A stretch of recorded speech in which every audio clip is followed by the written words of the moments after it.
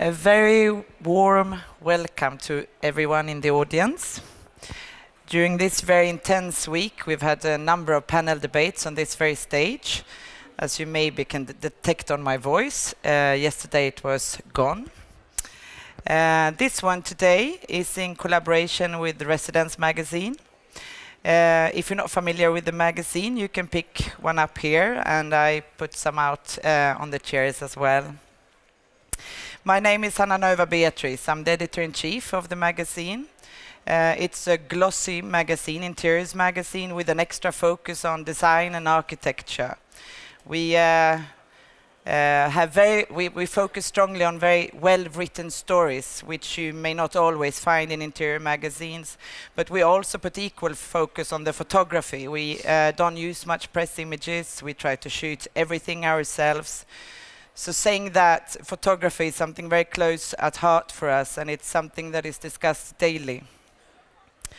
And this is also very important topic today when we consume images quicker and more than ever before, and they are spread in no time at all. And what role does photography actually play in launching a new piece of furniture, for example, or attracting people to a stand for a furniture brand? Especially, I mean, if you've been around at the fair, you've seen more stands than ever before, collaborating with well-known and very, very good, excellent stylists, attracting new people to their stands. But before we start, I want my fantastic panel to introduce themselves. So we can start with you, Nathan. Okay, so my name's Nathan Williams. I'm the founding editor and creative director of Kinfolk Magazine, which is a lifestyle entertaining magazine that we publish out of the United States. And we've been doing it for the last 3 years. My name is Persson Lagerberg, and I'm an interior stylist and writer who do a lot of editorial work and also some commercial work. My name is Tomas Backman. I'm the founder of Fantastic Frank, a real estate agent in Stockholm and Berlin who focuses heavily on images. And my name is Frida Romstedt, and I run one of Sweden's most read interior design blogs. And I'm probably one of the most image-consuming groups or generations even. I publish new posts every day, and focus a lot on my own photographies, but also on real estate agents, photographies, and images from magazines as well. Nathan, I want to start by directing a question to you. I've followed Kinfolk only for the last 1 year, but it's when you look at it, it's had an amazing success and an amazing spread internationally, being such a young magazine. I'm really curious about your background and a little bit why you decided to set up Kinfolk, and also how it has developed to not just being a magazine, but a cookbook and gatherings and what they are. Okay, yeah, so my background is actually in business. So I studied international business and economics, and I worked very briefly in an investment banking firm, which is dramatically different from what I'm doing now. But throughout my school and throughout that work, I had a personal blog or website, and I was really interested in photography. So that was my creative hobby on the side of business that I actually think I was much more passionate about. That's what energized me and really made me enjoy myself. And so at a point 3 years ago, I just decided that that's what I was going to do. I was going to focus on the creative side and start the magazine. And it was really the personal blog and the network and the connections that I made through blogging that allowed me to jump into the magazine and start.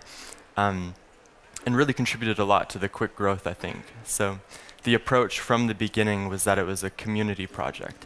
It wasn't just me typing on my laptop in a dark apartment. It was me working with a lot of different artists. So the first issue was about 60 different contributors, different photographers and stylists and writers, and everyone felt ownership of the project. They felt that Kinfolk was theirs as well. They were creating the magazine.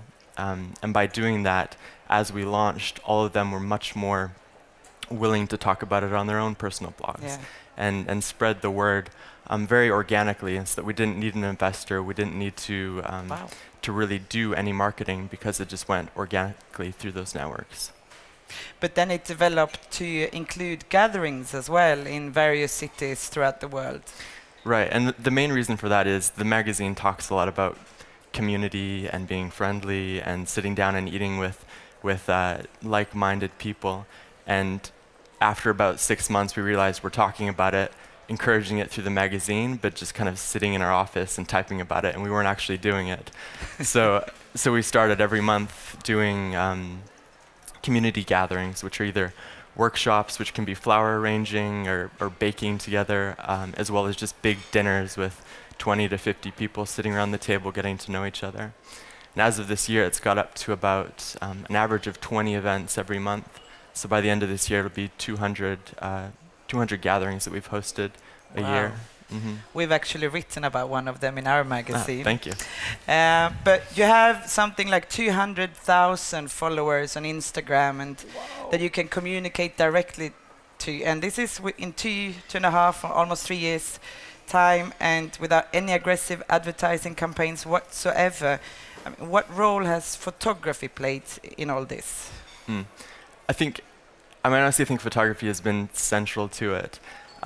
We've done surveys for our readership, and we found that close to 80% of them work within the creative industry. So they're either photographers, they're designers, editors, stylists, and that type of crowd cares a lot about how things look.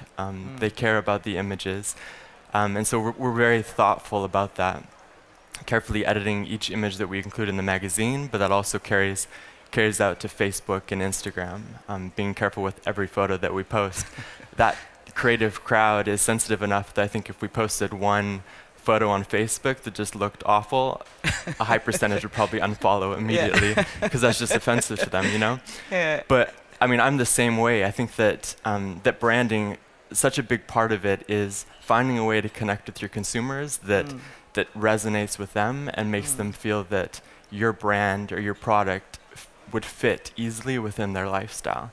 And so when I'm looking at somebody's work, or even if I'm looking at their Instagram feed, I can immediately see by the photos if their photos fit within my lifestyle, if I appreciate their photos, or if their photos would fit in my Instagram feed. And so similarly, we're thinking of that and trying to make sure that everything we put out fits within our readerships, at least how they perceive their lifestyle. But you said from the first issue you had 60 contributors, but you still today, I mean, we have stylists contacting us saying, yeah, the Kinfolk style photography, this has become a term people use.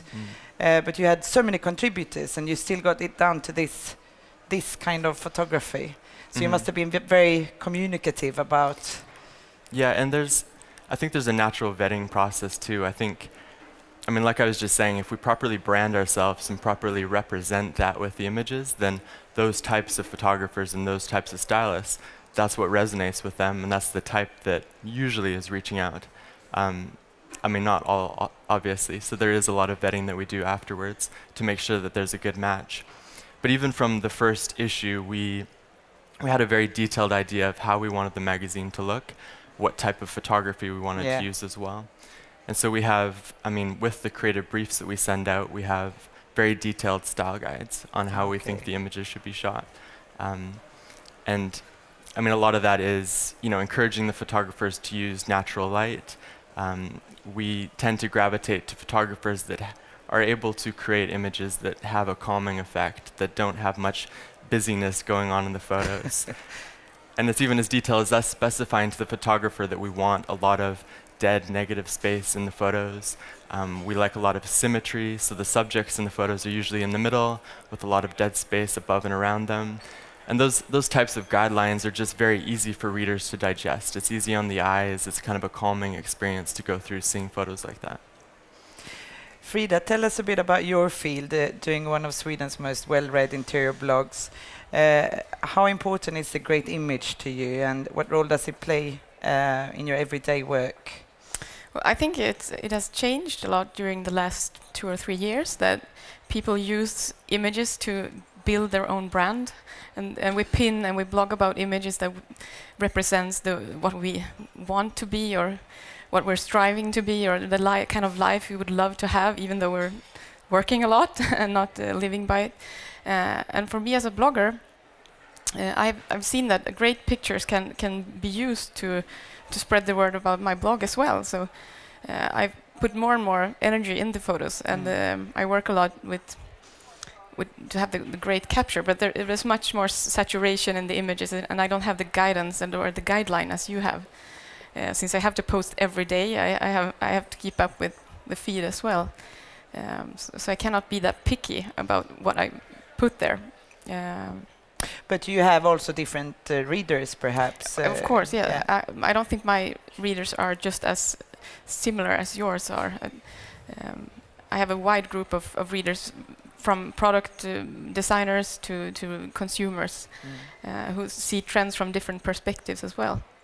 But how do you pick what images? I mean, you must be so many people and companies send you images every day that they want you to publish. How do you pick? Is it just your own gut feeling? Yeah, I think it's since I'm the only one running it too. It's easier to have the gut feeling as my guidance, and it's hard to define what makes a good picture. But I think it's when it speaks to not only the eye but the heart as well, and I feel that I can stand up for it. I think that it's similar to my values.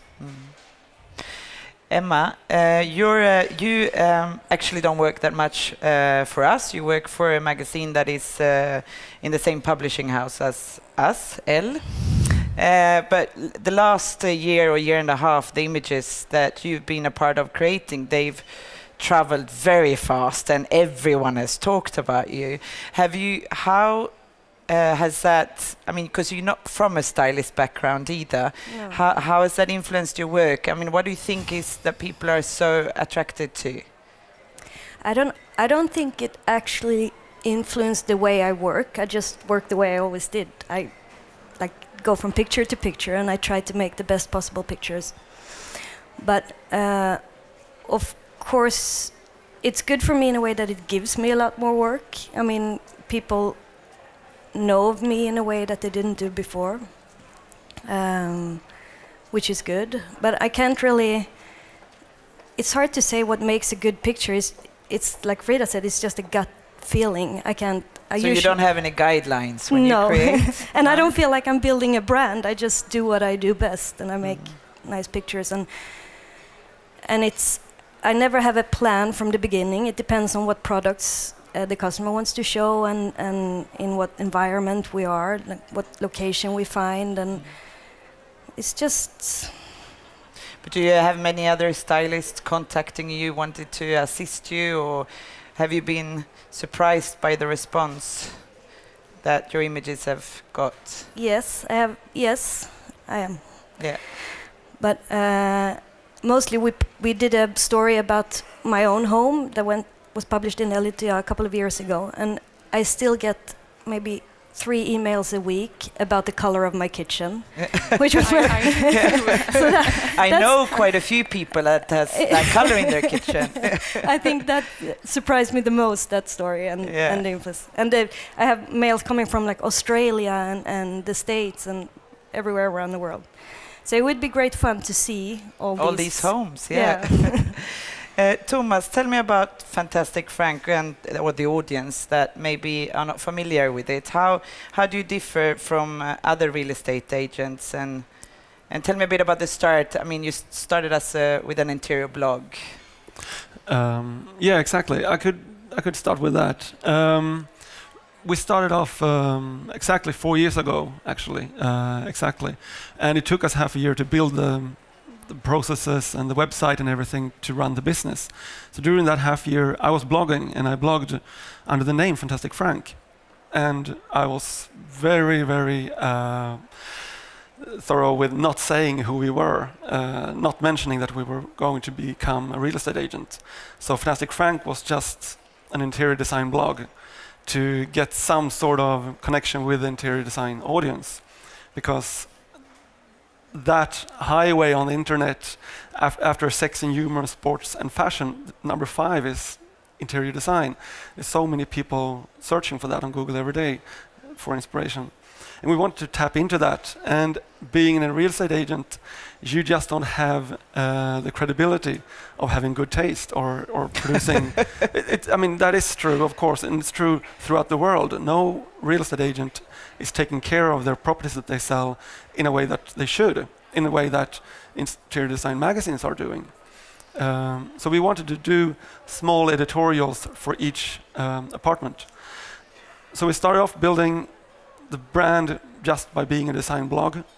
Then after half a year, when we kicked off with our first apartments, we produced the same images that we had shared before, but those were from other people. Now we produced them ourselves.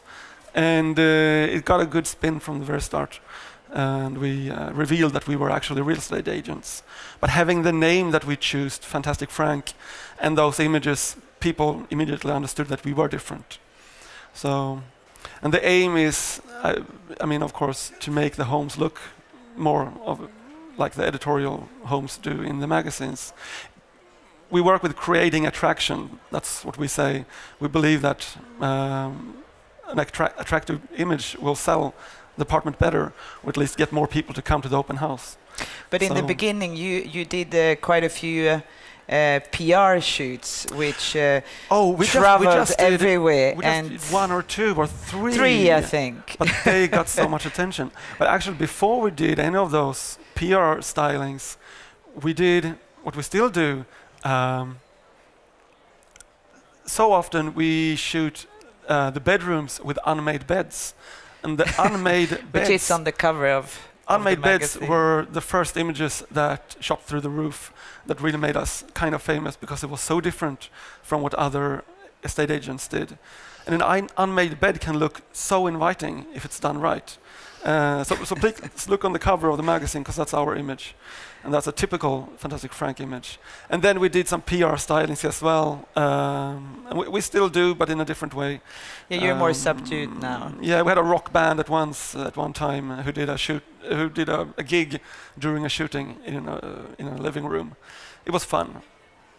But were you surprised yourself? I mean, knowing, of course, how well images travel, were you surprised at the enormous spread those images got? Both. We knew that we were doing something that no one else was doing. I mean, we had our reason to be here is that we still believe that in order to sell, you should make a proper, decent presentation of the home that you're selling. And no one else has really gone through the effort to do that. We have so few followers in this real estate business still. Some of the high-end brokers who charge ridiculous amount of money to sell a small castle, they still shoot that small castle with, they might shoot them themselves, or just with a photographer and no stylist, no styling. But today you work with, I mean, you've straight away you started to work with stylists actually, and you have an in-house stylist helping you. Yeah, well, and we a had to, photographer. because what we want to do is to perfect sales and to have a great sell. I'm the marketing guy and the founder, and to do a great sell, I have to do some great marketing, and I can only do great marketing if I get amazing images. And the photographer, he can't do his job if he doesn't get help from a stylist who gives him the proper, interesting angles, because sometimes an apartment can look so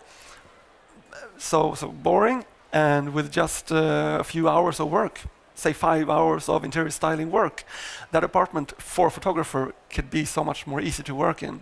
Find the right angle, find the right lighting. So, yeah. But talking about readers, just who is your audience?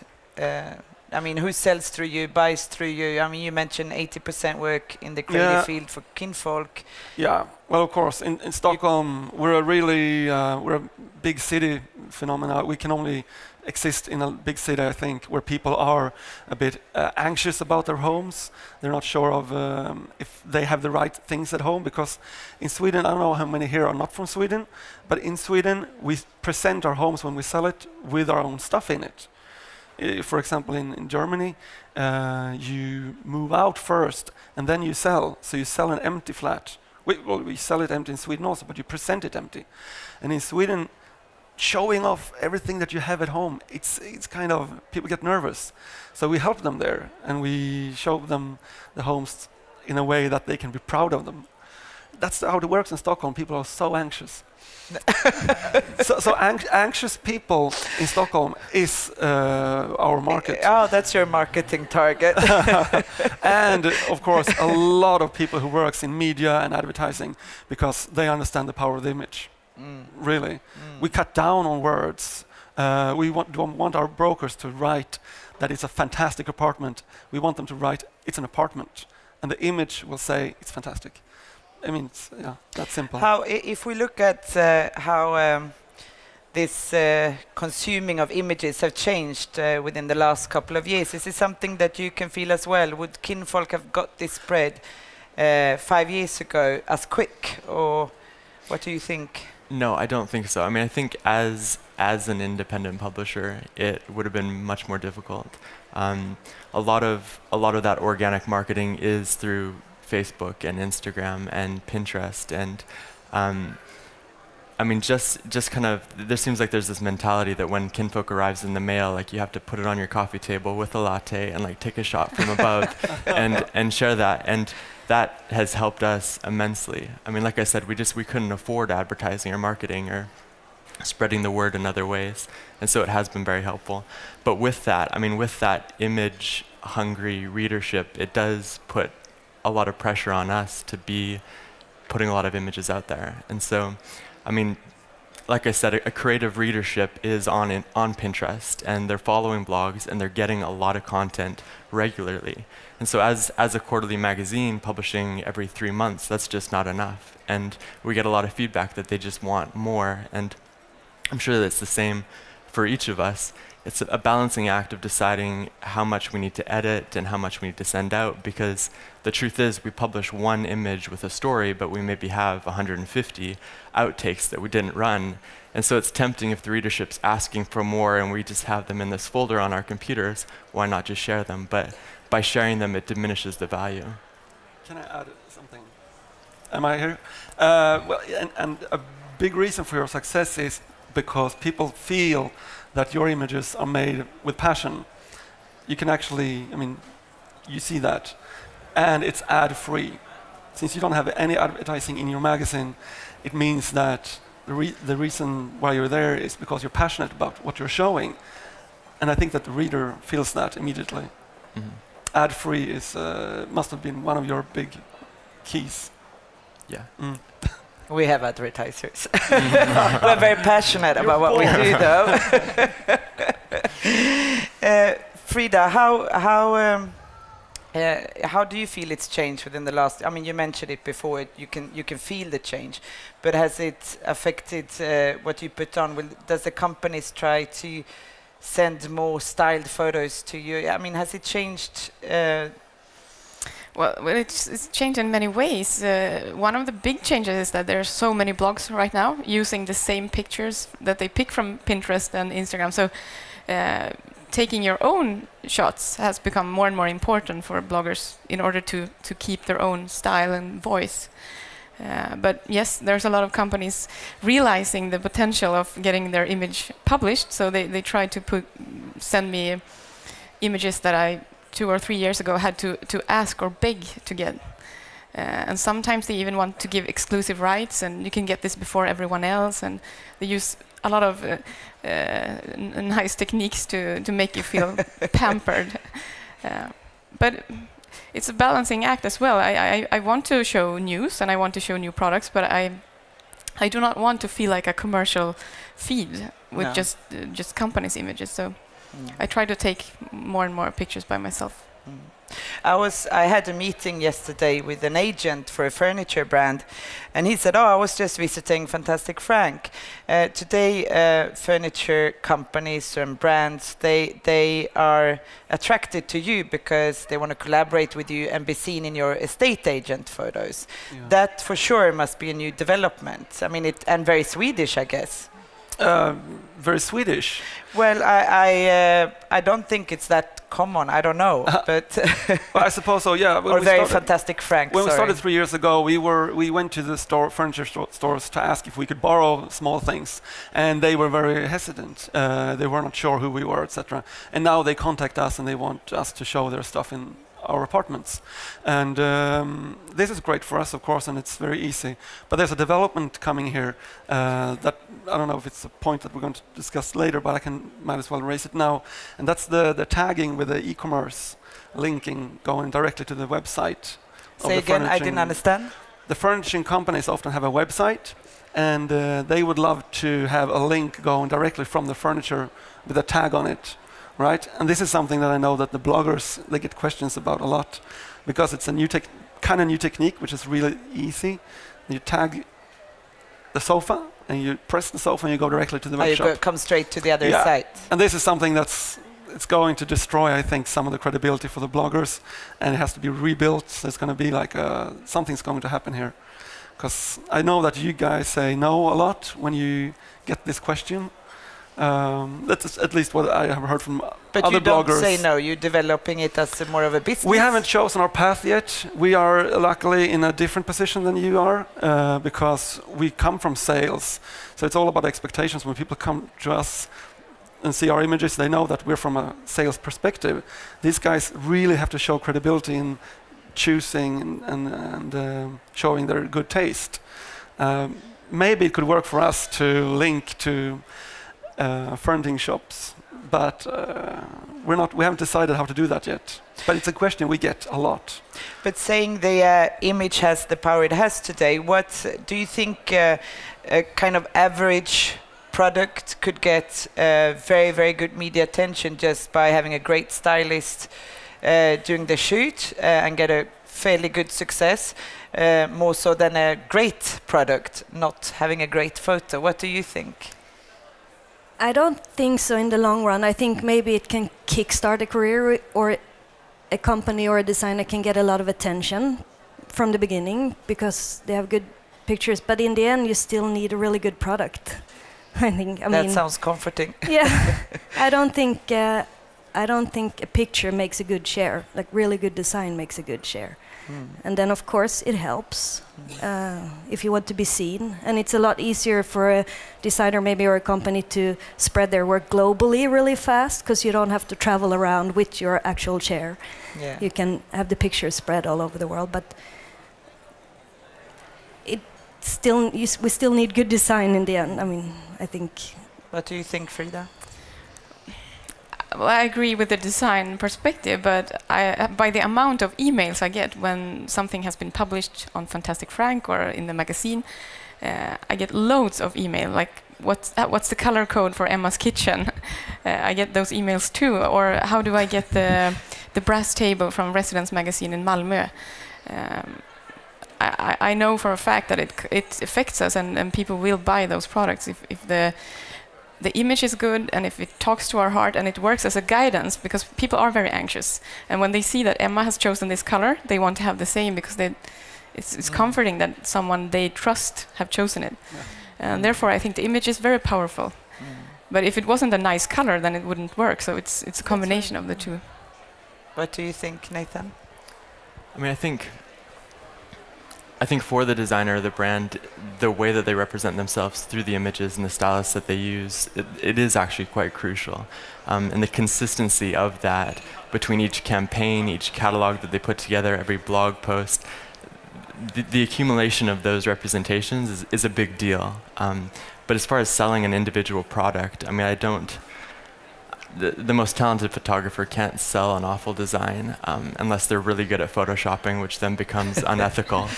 And so, yeah, between the two, it is important, but only to a degree. But so what's your advice if you're about to start a brand today? Is it to focus very hard on the photography from the very start? So I think understanding the importance, and so anyone starting a company, if they're doing their research, understands the market that they're targeting. So if they understand that they're targeting the readers of either of these sites or your magazine, they'll understand the type of images that those readers are attracted to. They can easily find the photographers, stylists that are working on it, and they should cater to that instead of doing something else. And also, building a new furniture brand, you need to understand, or you need to develop your own story and be pretty clear about who you are. Because I think that the whole e-commerce thing that's going to undermine the blogger community, that will put a pressure on furniture companies to have a strong story, have a strong brand, because otherwise it will just be watered down in this sales, and everyone can be a blogger, everyone can be a journalist now, and having a strong story is important. Yeah. You're about to launch your next issue, which has a focus on the home, which I'm very excited to see. Were you influenced by other stylists or magazines, or have you managed to transfer the Kinfolk image to the home? Yeah, I mean, the issue it'll have the similar aesthetic to the past issues, but we've added kind of a section to the back, extended the magazine that has home tours, and so going through different people's homes. And we were very intentional to make sure that that was international. It's not just homes in San Francisco and New York, but there's homes in Europe, from Japan, Australia, Canada, United States. And so, I mean, I'll admit that it's a very specific type of home. It's the Kinfolk home that we would consider. But Gamfratesi, the guest of honor, is in there as well? I don't think they're actually in there. We talked to them, but there's other Danish designers. There's an interview series with an architect, an interior designer, a lighting designer. But that was an interesting experience for us, just going through that and talking about what is a Kinfolk home, what makes that, what's the look that we want to represent through the issue. And a lot of that was tied back to the philosophy of Kinfolk, which is relationships, the people that we spend our time with, family, friends, gathering around a table. And so we looked for homes that were clearly designed for that purpose, homes that were hospitable, that walking in you immediately felt comfortable, that had gathering spaces and tables to meet around, that type of design. But judging by all the fans you have, you must be contacted daily by so many people wanting to collaborate, or, for example, in this case, show their houses.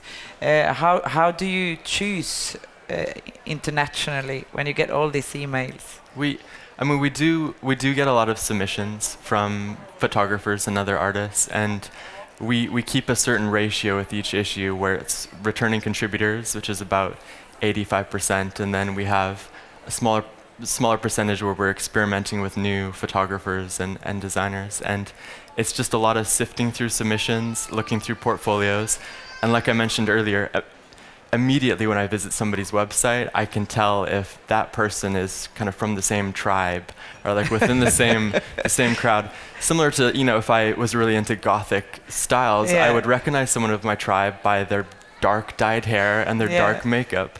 I can see that in a website, in a stylist's work, and so it's a no-brainer. It's very quick. Visiting someone's portfolio, I can tell if they fit within the Kinfolk aesthetic, and it's even quicker to tell if they clearly don't. So. But if we established how important the image is, how do you see this, and also the stylist and the photographer, how do you see these roles develop? Or will it come new business strategies or power structures? How important will brands get stylists of their own that only collaborate with them? I mean, if you walk around here today, there's a few stylists that work with many brands. Will this kind of knowledge spread? What do you think? If the knowledge, Well, first, it might not be a shift in power structure, but it's like the cake is bigger in the bakery. Everyone will get a larger chunk of the cake, which means that you will appreciate the interior stylist's work a lot more.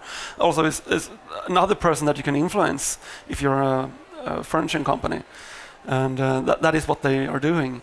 We had a meeting just this fall with a very big furnishing chain in Germany who said that the store is dead. And the store is dead, the furnishing store, the exhibition room is dead, and they will not open any more stores. They will continue to develop themselves online, and they are developing their own technique for selling through blogs. And I suppose that they are reclaiming some of that power then that the bloggers have now, because it's not just the interior stylists, it is the bloggers who in the end spread the images. So the bloggers are now really high up in the hierarchy, and the furnishing companies having a strong story, using the new technique that is coming, they will reclaim the power and start selling like never before, closing down the really expensive stores that they have today. But can you feel a difference in, I don't know if I want to use the hierarchy, but the new, I mean, how the power of the stylist, how you are treated and how early you come into the project? Definitely. I think when I started working, which is now maybe 7 years ago, it was already beginning to change, but it was still, the stylist was seen as someone helping the photographer to create the picture. The photographer was the star. I mean. And nowadays, when I start working with a new brand, I usually come into the process a lot earlier. And before the photographer most of the time, to help create guidelines for what kind of pictures you want to make or how you want to. So it's also you maybe to choose the photographer as well, or sometimes yes, more and more often. But I mean, it's still a teamwork. You can't. There's no use in having a really good stylist if you don't have a good photographer, and vice versa. But I think it makes better pictures if the stylists come into the process earlier. I think. If we look a bit ahead, we had a very interesting discussion this morning. You said when you founded Kinfolk, correct me if I'm wrong, it was never ever just going to be a magazine, but you were going into other businesses. Do you want to tell us a bit about how you see this develop within the next 2 years? Yeah. So, I mean, in starting a magazine without advertising, we were self-aware enough to know that that wasn't going to be entirely sustainable over the years, and the plan, was to just explore other types of business that would fit within a lifestyle brand where a magazine could live comfortably. And so this year in April, we're launching a clothing and product line in Japan, which will then launch in the US in August, and it's really a natural extension of the magazine. The magazine, like I said, is focused on entertaining and what we feel matters most, the people, traditions, relationships. And so similar with clothing and with a clothing company, what we're doing is distilling it down to what we feel is most important. And for us, that's qualities like comfort, utility, and making sure that it's an enduring classic style. So that's been very exciting for us, and a lot of work, more than we expected. But I mean, like you mentioned, kind of new business models that might come with this image-driven industry. I think it's really exciting, and I think that there are a lot of opportunities that will be popping up as consumers are more interested in really demanding a quality of images. Any sort of niche or market that's neglecting to keep up with that becomes an opportunity. And so even as I hear Thomas talking about Fantastic Frank, that's the type of work that is absolutely, it's an untouched industry in the United States. I mean, real estate agents photograph homes looking at their worst, and it's horrible. So if I imagined doing something like you in California or in New York or any area like that, it's an opportunity that's just waiting to be tapped into. I also think of companies like Airbnb, which is the online home rental service. They went into a market that was just completely falling behind in that. The other competitors were VRBO or HomeAway, websites like that, where it's very tiny images of homes that the owners take themselves on their point and shoots, and it's just not marketable at all.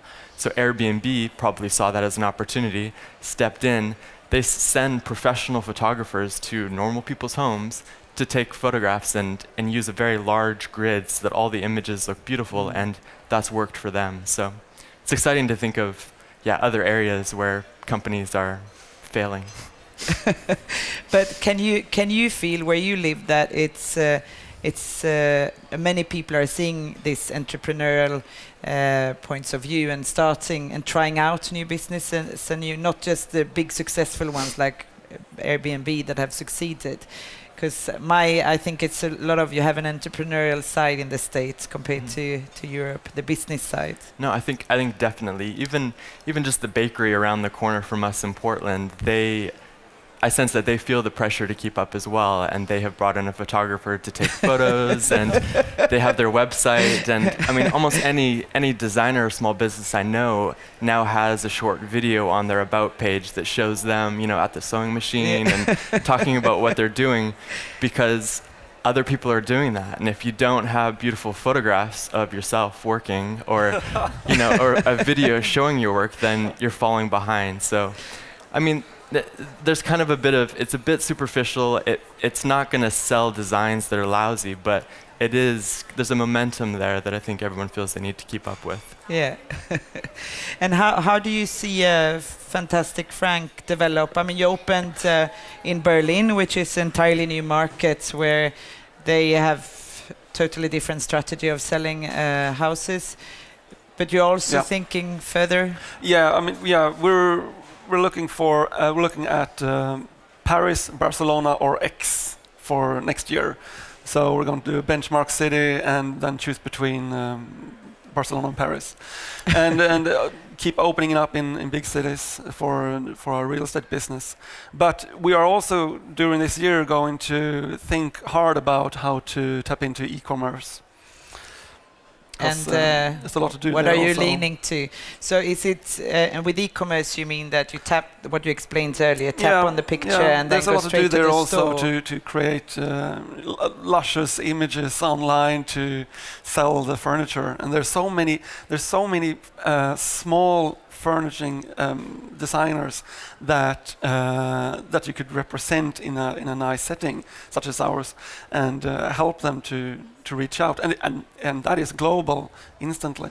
So but you also have something called Frank's Friends? Yeah, that's just kind of our PR thing. We collaborate with famous or not famous people that inspires us. It could be a singer or an architect or a stylist or something, and we let them put their things in an apartment, and we shoot them and kind of brand ourselves together with them every second month or so, just to make a little extra buzz.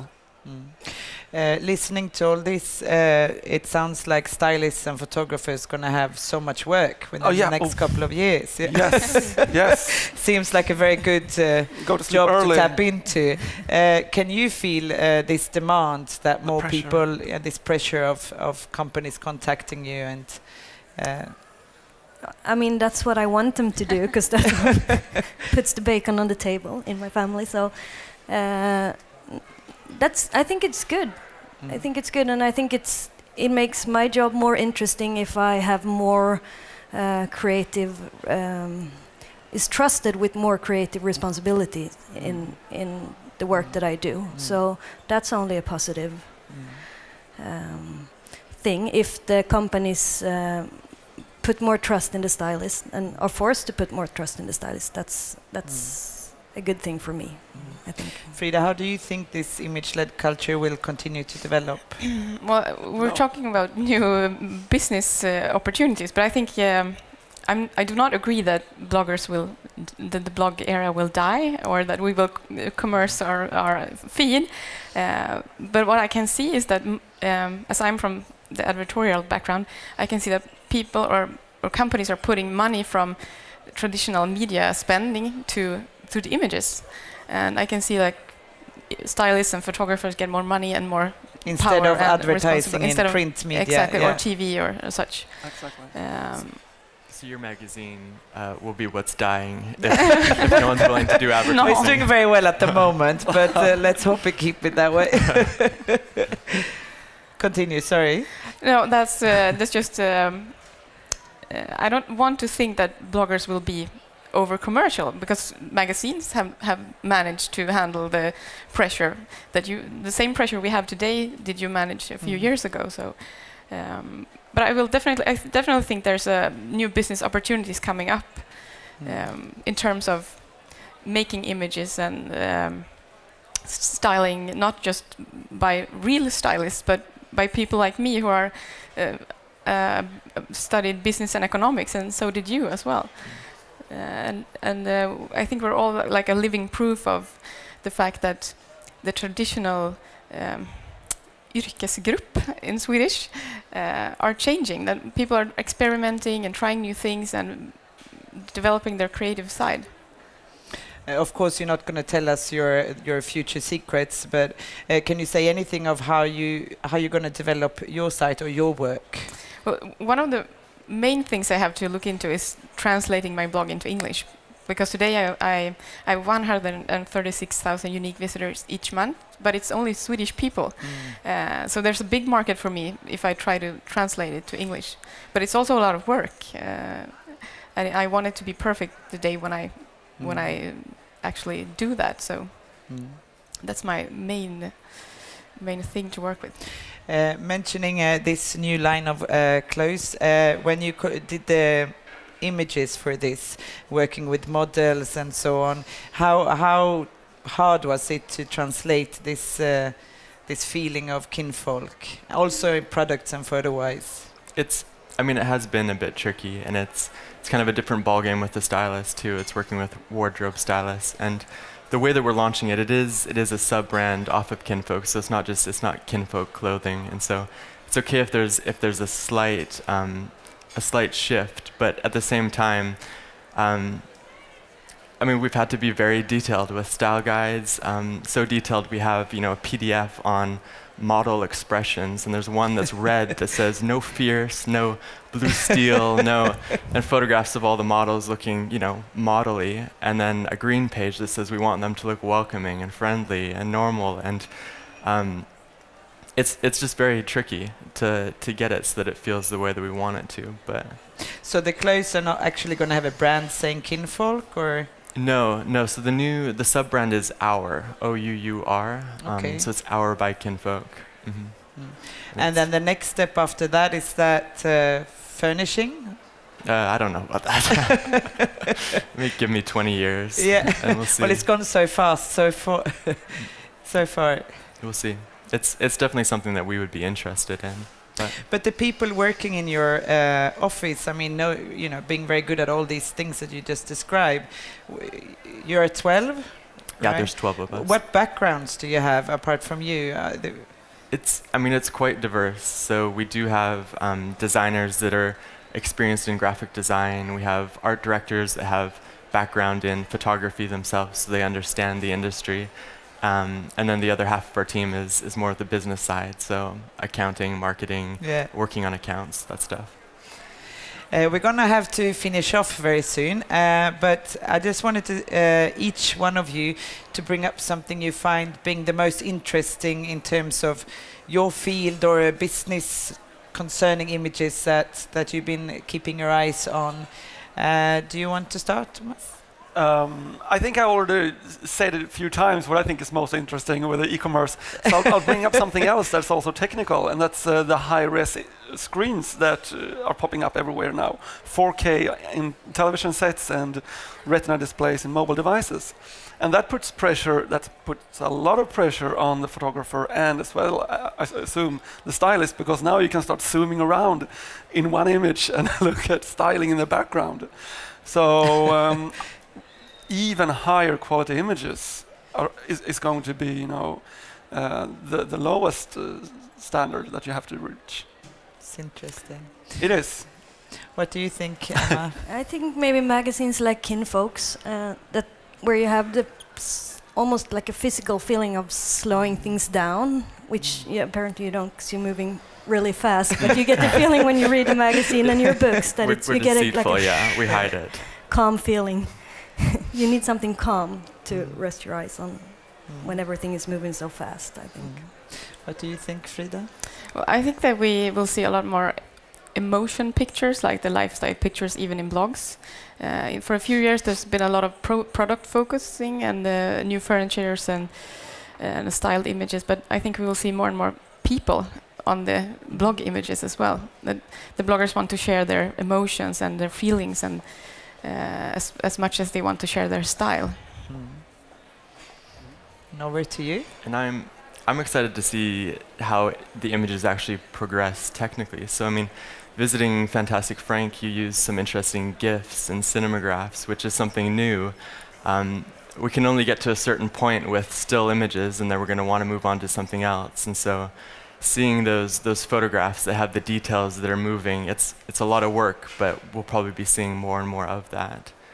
And I guess, I mean, in summary, I hope that with that shift and with the focus on better images, I do hope that the actual substance and subject of the images remains the focus.